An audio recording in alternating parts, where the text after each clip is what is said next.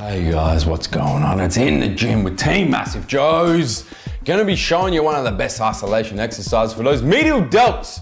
Those middle delts, seated lateral raises. First way not to do seated lateral raises, number one, is to not do seated lateral raises. I don't even know what you call this, but it tends to happen when you go too heavy. You end up kind of going backwards instead of up towards the ceiling. You stimulate a little bit of rear delt in there, a little bit of trap in there. It's just not the most ideal way to do this exercise. That's the first way to stuff it up. Second way to stuff it up is the rockabye baby seated lateral raises. Look at that bench. Look at that flexing the bench.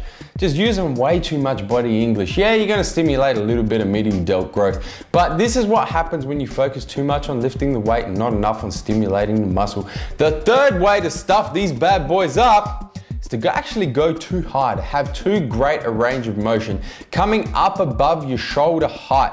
Now this is gonna stimulate a lot of trap in there as well. It's gonna bring your traps into the movement, and it actually makes the movement quite dangerous because you put a lot of stress in your shoulder joint going up above it. The fourth and final way to stuff this exercise up is the chicken wing lateral raises, man. You see this all the time in the gym. Guys like trying to lateral raise 40 kilo dumbbells, is a stupid amount of weight, end up doing these IFBB Pro looking chicken wing lateral raises. Ridiculous way to do this exercise. All right, let's flip the switch, show you how to correctly do seated lateral raises. The first thing you want to do, make sure you set up correctly. So you don't want your shoulders to roll forward, you don't want your back to roll forward. You want a big chest, you want your shoulders, which big chest, rotate those shoulders back, and that's your starting position. Then from there, a couple of things you want to do. The first thing is your mind-muscle connection needs to be on stimulating the medial delt, right? Don't worry about lifting the weight, just stimulate and contract that delt. Second thing you want to know is you're driving from your elbows, so